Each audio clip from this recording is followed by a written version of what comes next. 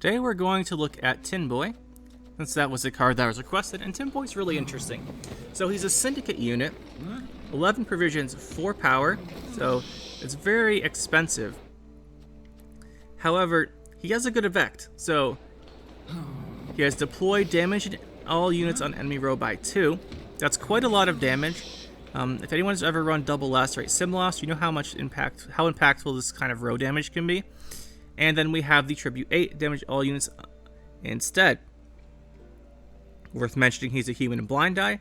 Blind Eye category, if you ever need him for Collusion or something. That being said, I don't think you run him in Collusion, or Sigi perhaps. He does have the Blind Eyes category. So, his effect.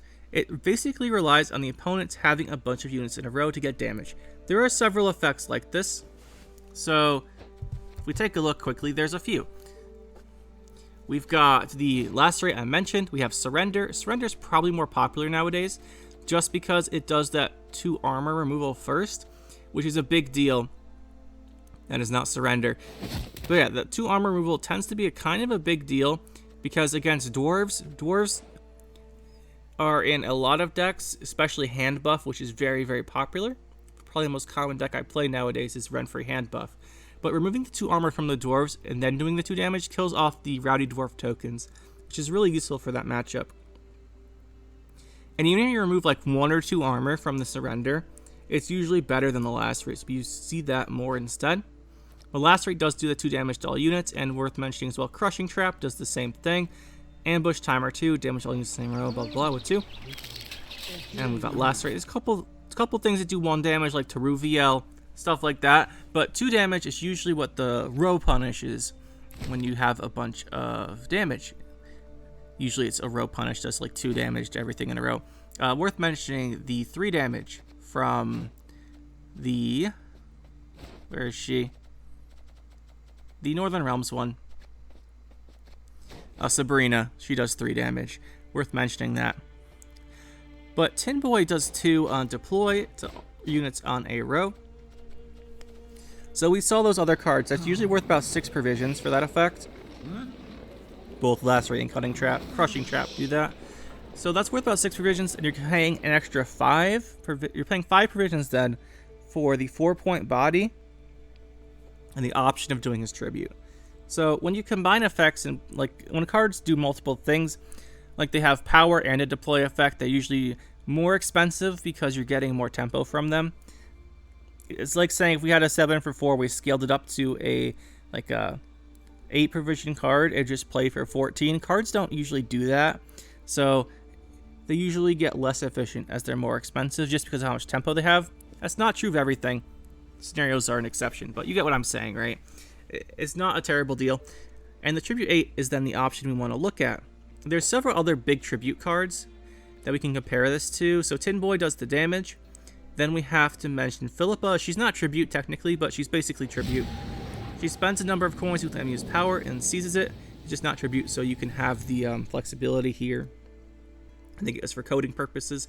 But yeah, it's not Tribute. But she does spend your coins and seize something. That's a potentially big one. And then the last one we'll talk about here is Svala. Well, second to last one. Svala is interesting, and usually the one you see is these big Tribute cards, because he pays those 9 coins, get those refunded, usually by King of Beggars. You can do that with Tinboy as well, which we'll get to in a little bit.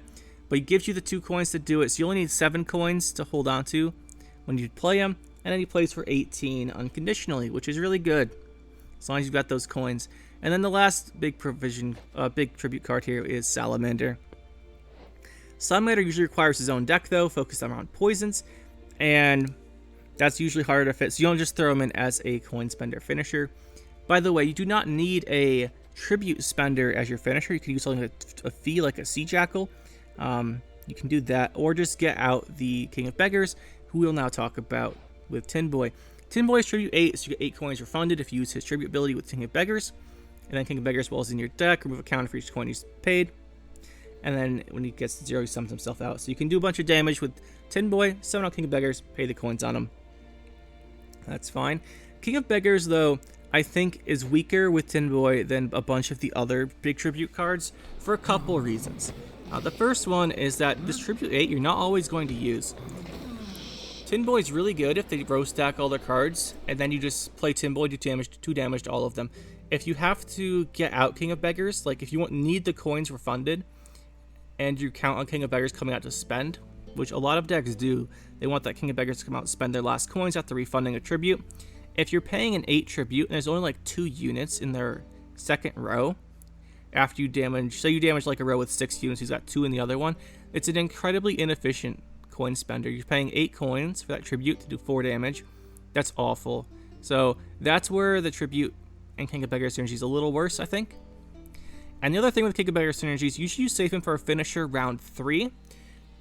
And a lot of those round 3s tend to be shorter because it's just how the game plays. People like to bleed stuff out. So if you go to round 3 and it's shorter, Tinboy gets much, much worse. And then your Swallow would be good.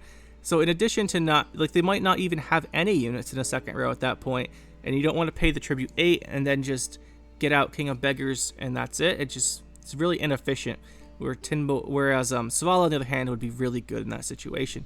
So Swallow just overall is a more consistent way to finish with a bunch of coins and a more consistent card to play with King of Beggars. So you're not always going to use Tinboy's tribute. So I wanted to mention that with the King of Beggars. However, not always needing his tribute is definitely a strength. Because you could use other cards, right? You could have your Sea Jackal spend those coins. You could have a Freak Show potentially spend those coins. Maybe you can set up some stuff to die to this 2 damage from Tinboy. That's certainly possible.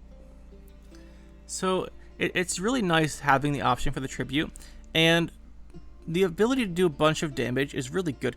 The thing I think holds Tinboy back the most right now is just the meta. He does very well when Swarm decks are popular, right? Like, what was it, last patch? I think it was last patch. It was a couple patches ago. There was a while ago when Elven Deadeyes was super popular, the Waylay deck. And also Traps were a bit more popular, right? And against both of those, as well as Syndicate Swarm to a lesser extent, because they usually transform everything to Fire Swarm Zealots, and those have an armor.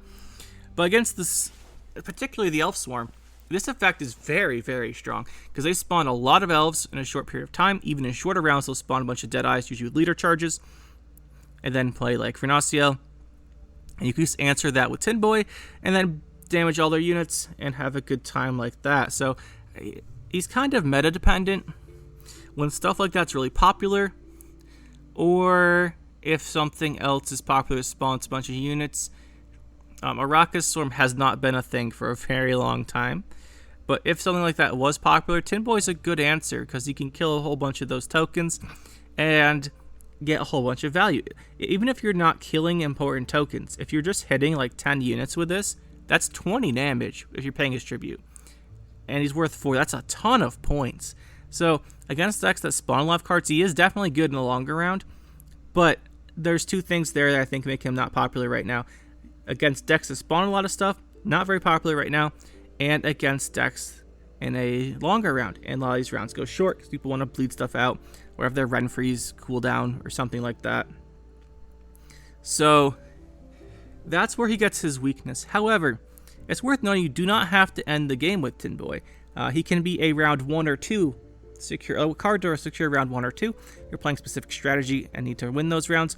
Particularly round 1 against a lot of decks nowadays.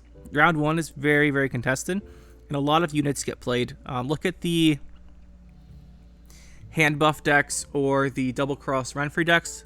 Those are the most common decks I play. Or there's Sir Scratch a lot decks. He doesn't answer Sir Scratch obviously, but if there's a bunch of units getting those decks play a lot of units round 1, and if you can at the end of round 1 play Tinboy, hit like 14 units for 30 points, it's a big swing, and it can secure those early rounds for you if you need to. But you are paying 11 provisions for that. And you know what else costs 11 provisions? Geralt Yurden. So you have to be sure that you want the 11 provisions to be Tinboy. And that being said, like, I think Tinboy has his place, right?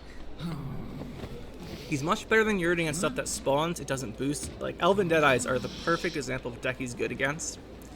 And he does have that strength. You don't have to pay the tribute. Sometimes you can just hit everything in a row, and then they just row stack for you and do a bunch of damage. And that's really good. So overall, what do I think about Tinboy then? Like, he has strengths and he has weaknesses, right? He's good against wide boards. He's good against decks that spawn a lot. But he has that drawback of you don't always want to pay his tribute, so he's not consistent with King of Beggars. He has that drawback of in a short round, he's not very good because you don't get much damage out of him. And it does cost 11 provisions, which is a lot. So, overall, I think he's a decent card. I just think right now the game doesn't really suit him. And perhaps if they want to give Tinboy a bit of love, I suspect he'll go to 10 provisions at some point, by the way. That's what I suspect will happen with Tinboy if they're going to do something to him. Because 11 is pretty expensive.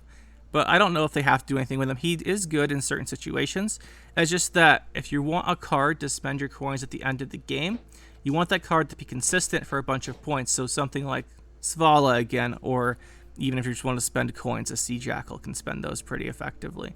So I just think that's his biggest weakness, is his lack of consistency.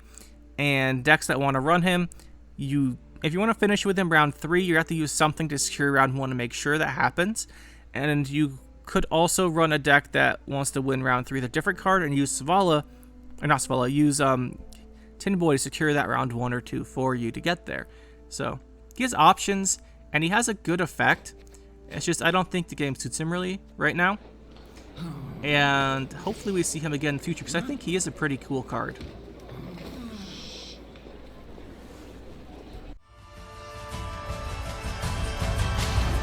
That'll be it for this one, guys. Hope you enjoyed. We'll see you next time.